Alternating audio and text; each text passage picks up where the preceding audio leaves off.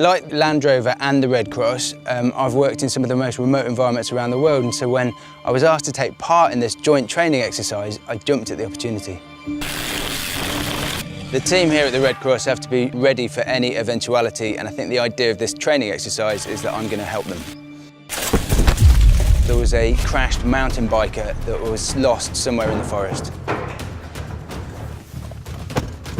Okay, what are we doing? We're going to respond to a mountain bike accident, so put on the blue light and the sirens, then drive fast but safe.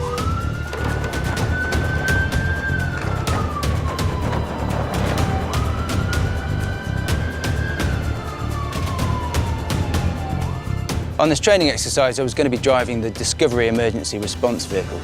It's a Land Rover Discovery that the Special Vehicles Operations team have customised for the Red Cross. The vehicle is absolutely packed full of loads of high-tech equipment. It's got multiple radio systems, it's got satellite communications, it's got a drone which has got thermal imaging. You can actually push on the screen and tell the exact GPS location of where you're touching. It's a phenomenal piece of equipment. It's now a bit of rougher terrain, so we should change now the terrain response to rock mode and to low drive. I think it was very evident why they've chosen this Discovery for this modified vehicle, because it means that it can get over all of the terrain necessary to get to the casualty. I mean, even though it was an exercise, I couldn't help but get caught up in the emotion, trying to get there as fast as possible. My hands were sweating, and I needed to get deep in the forest before I could deploy the drone, and that wasn't even doing it for real, that was just an exercise. I can't imagine what it must be like actually doing that for real. I will show you now how the thermal imaging camera is working.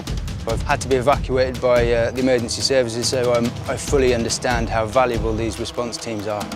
In terms of expedition vehicles, this is one of the coolest bits of kit I've ever seen. I was given the responsibility of the thermal imaging camera. I think I managed to pull it off in the end, but I wouldn't have done it without Marcus's help. Radio room, over. Radio room. We've located the missing mountain bike. The moment when the thermal imaging camera actually locked onto the casualty was utterly exhilarating. I just started buzzing because it showed that the bit of kit was doing exactly what it was designed to do.